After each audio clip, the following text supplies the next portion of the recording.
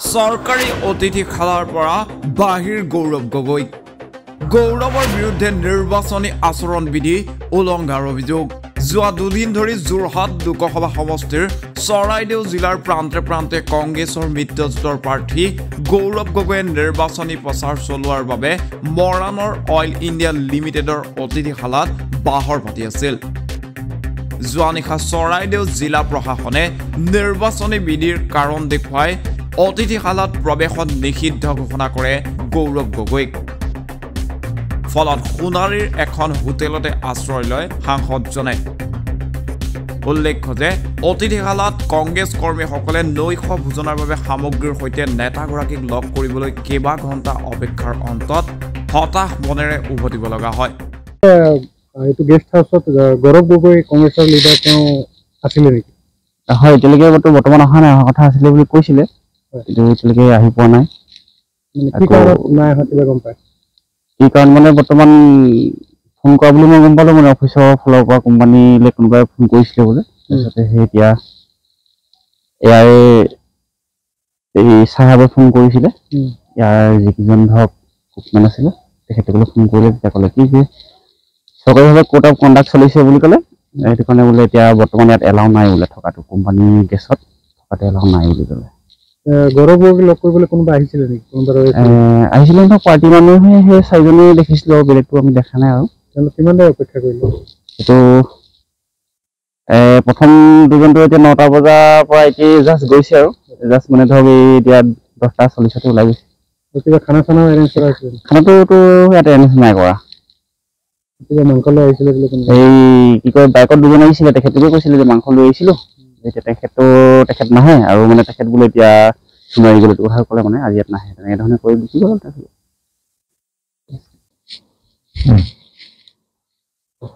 যোৱা 17 তাৰিখে 3 বজাত দেশজুৰি নিৰ্বাচনী আয়োগে আমাৰ লোকসভা নিৰ্বাচনৰ সন্দৰ্ভত অধিসূচনা জাৰি কৰিছে মডেল কোড অফ কণ্ডাক্ট আমি সকলোৱে জানো দেশৰ সৰ্বোচ্চ নিৰ্বাচনী আয়োগ আৰু তাৰ পাছতে আইন বলবৎ হৈছে আৰু শাসন সম্পূৰ্ণ নিৰ্বাচনী আয়োগৰ হাতত স্বতন্ত্ৰীয়া এটি আয়োগ ইয়াত চৰকাৰী ক্ষমতা কাৰোৱে নাথাকে গতিকে যোৰহাট লোকসভাৰ কংগ্ৰেছ দলৰ প্ৰাৰ্থী সন্মানীয় গৌৰৱ গগৈ ডাঙৰীয়াই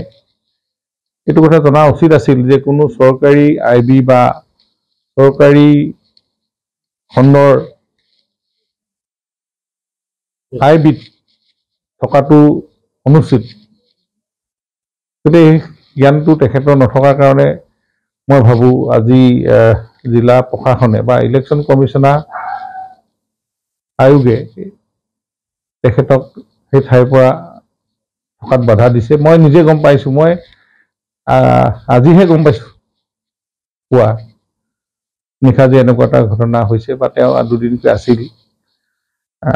কিন্তু এইটো দুৰ্ভাগ্যজনক এজন সাংসদে কথাবিলাক জানিব লাগে নিৰ্বাচনী বিধি উলংঘা আইন প্ৰণয়নৰ ক্ষেত্ৰত এইটো আৰু নিৰ্বাচনী আয়োগে নিৰ্বাচনী আয়োগৰ কাম কৰিবই ময়ো আজি তাৰিখত মই চৰকাৰী গাড়ী চলাব নোৱাৰোঁ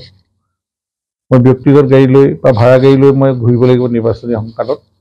স্পেচিয়েল চৰকাৰী কাম থাকিলে বেলেগ কথা ক'ৰবাত গভৰ্ণমেণ্ট অফিচিয়েল কাম ইভাগে আমিও নোৱাৰোঁ চলাব গতিকে আমি সম্পূৰ্ণ গণতান্ত্ৰিক দেশখনত নিৰ্বাচনী আয়োগক আমি সন্মান জনাই নিৰ্বাচনটোত যাতে কোনো ধৰণৰ বেআইনী কাম বা এনেকুৱা ধৰণৰ নচলে গণতন্ত্ৰ শক্তিশালী কৰিবলৈ হ'লে আমি এইখিনি কথা জনা উচিত মৰাণৰ পৰা ৰাজু মিশ্ৰৰ ৰিপৰ্ট এনিভাৰত 24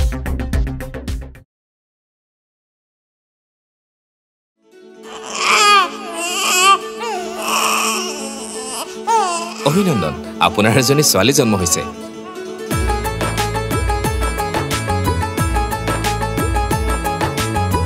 লাহি পাহি এজনী পৰি আহিলে ঘৰখন